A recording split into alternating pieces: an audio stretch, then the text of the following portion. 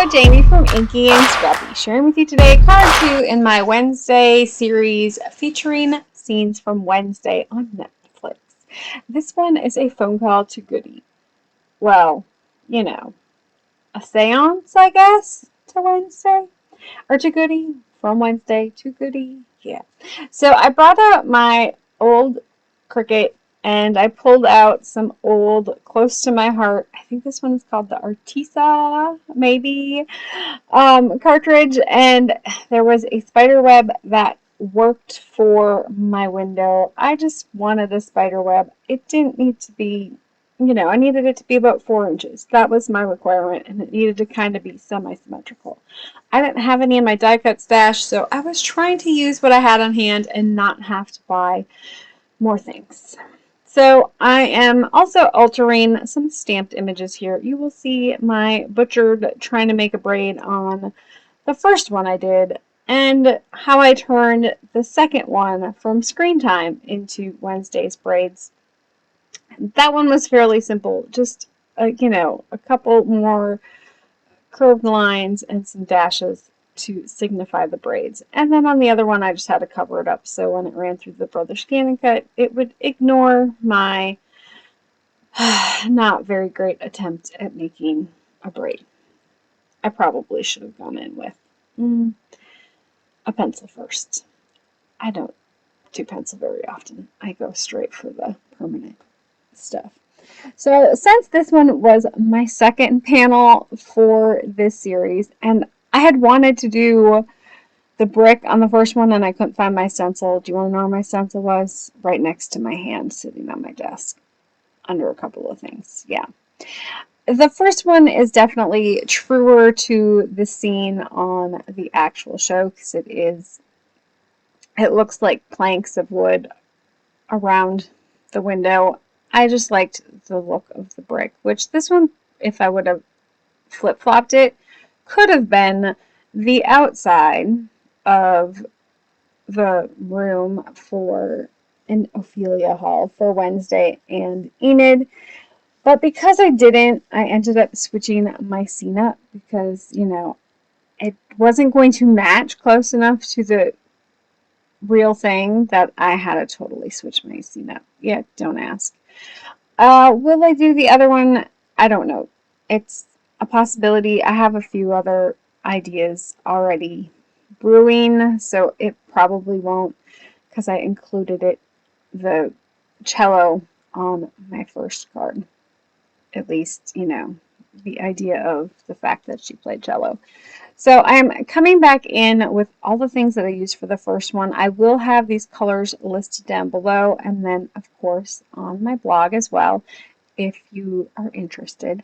I'm bringing in the Good Morning Sunshine stencil from Trinity Stamps. It's a 6x9 stencil set, so it works well. But any sunrise stencil that has those kind of lines on it would work for this one. I just wanted it to look like light was streaming in the window through the cobwebs, if that makes sense. And so that's kind of what I did for that half there.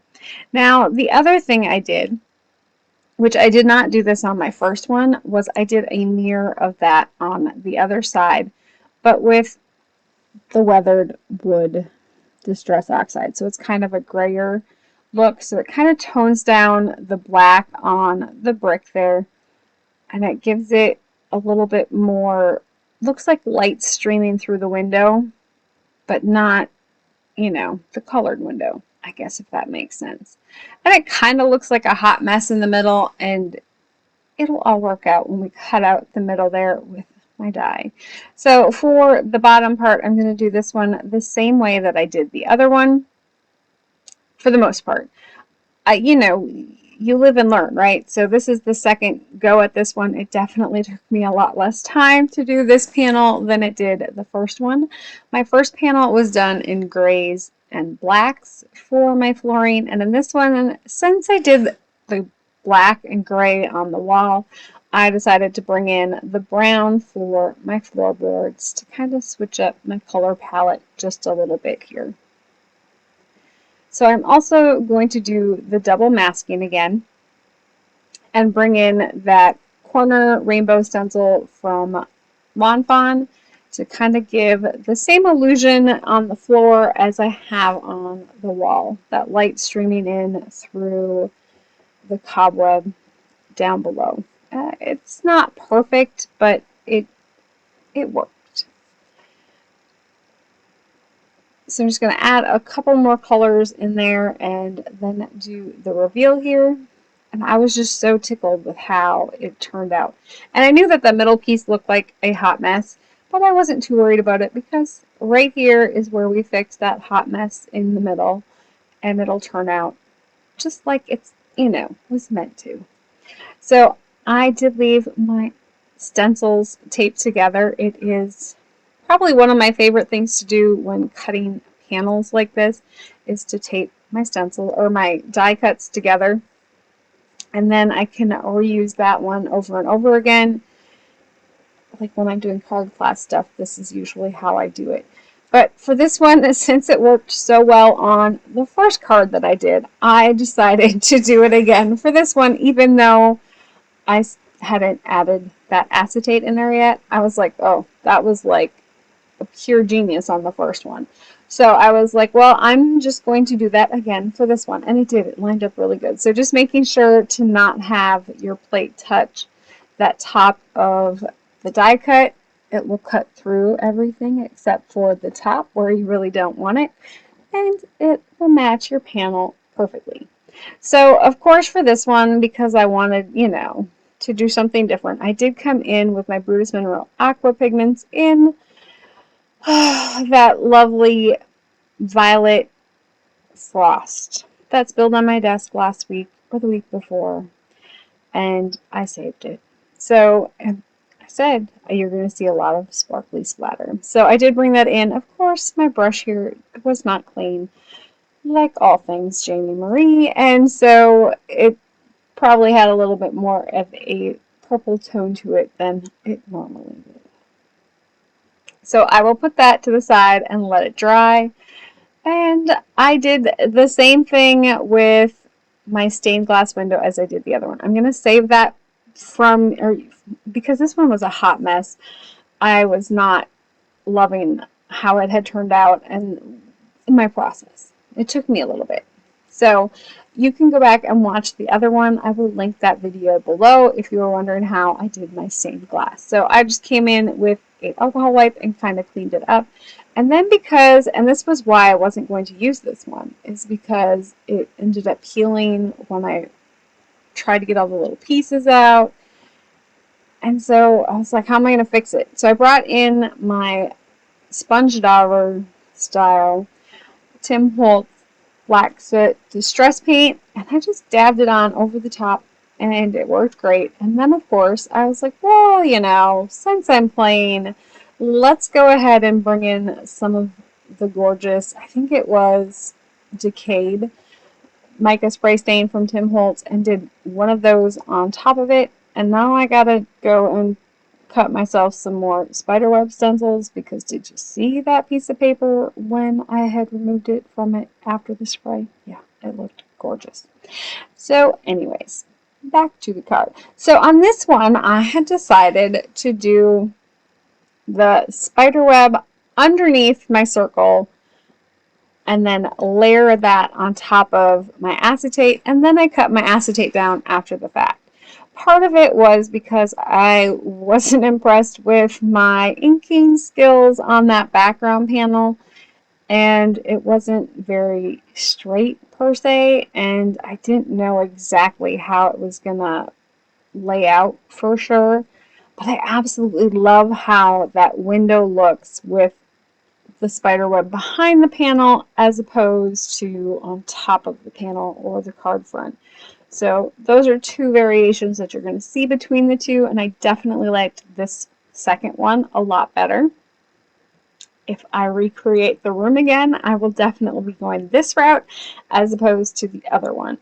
But I like the other one too. It's, this one just has a cleaner look to it. So even though it's not symmetrical like the window in the show, it has that cleaner edged finish, I guess. And I think I think if I remember right, it's a circle window. So I think that's why I like this one better. But I did decide to go around the outside with some black soot distress ink on Wednesday's side. And then on Enid's side, I brought in that prize ribbon blue to kind of lighten that side up. So you can see the differences between the two here.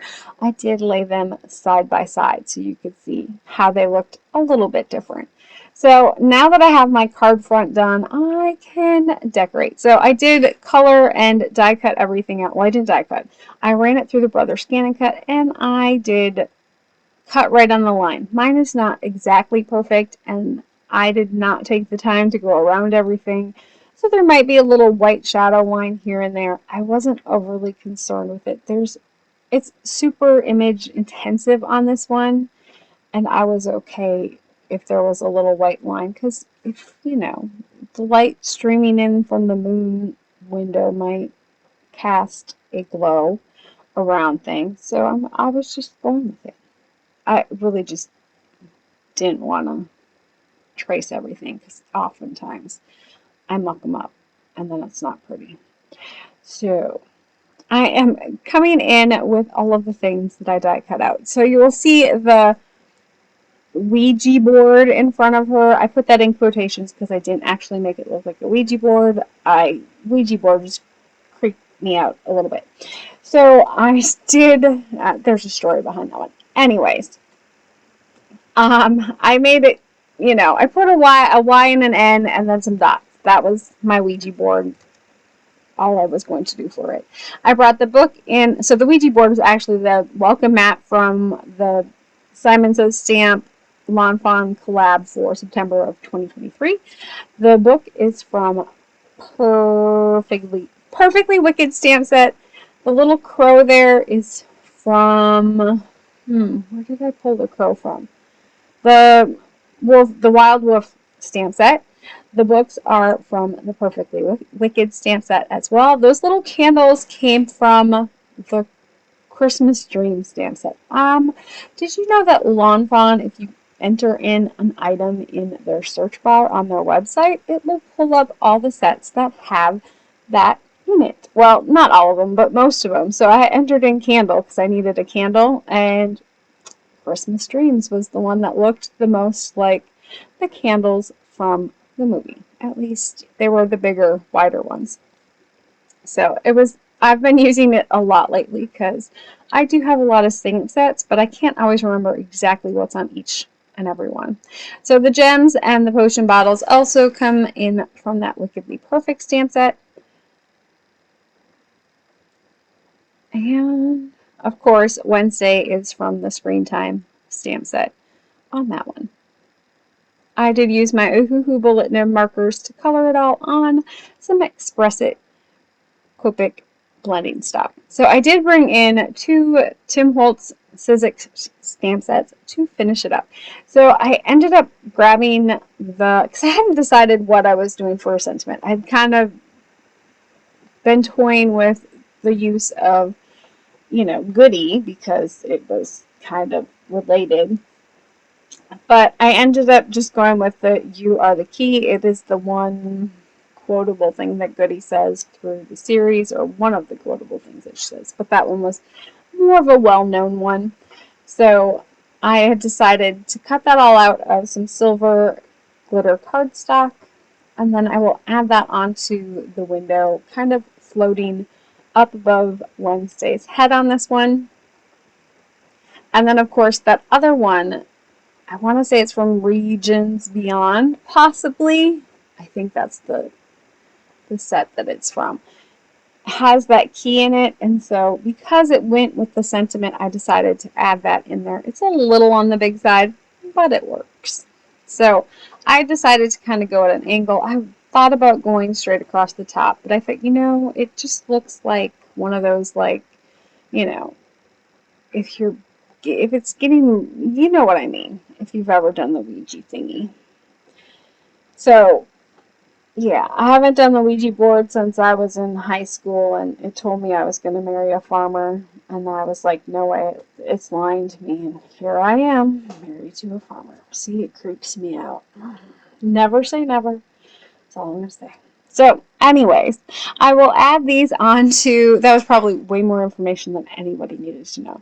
So, anyways, I added these onto some tape to kind of help me line them up, put that glitter art glue on the back of them to help stick. Hot take, it did not stick to the glitter cardstock very well at all, that highlighter tape, but it stuck okay enough to let me get them on there without too much finicky work, and then I could add it with my reverse tweezers that I constantly lose. Yes, I found it again. It was right next to me. So I'm just going to add the key on in that one little spot down below, and that will finish the front of my card, except of course I'm going to need to add some glossy accents in a little bit.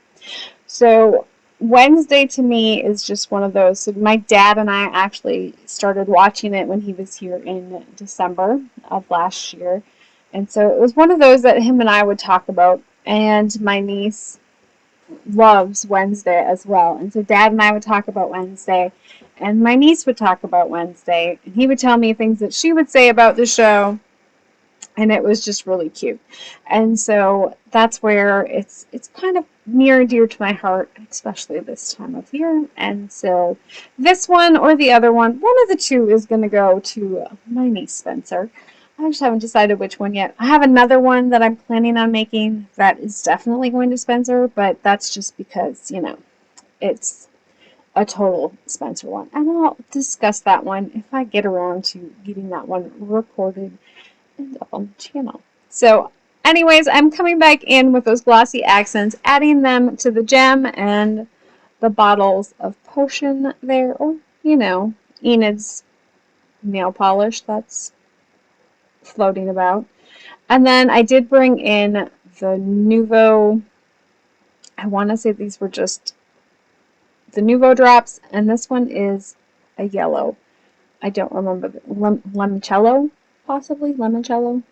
I think it's limoncello. For my candle lights, I guess. And there is my completed card for you today. I hope you enjoyed this one.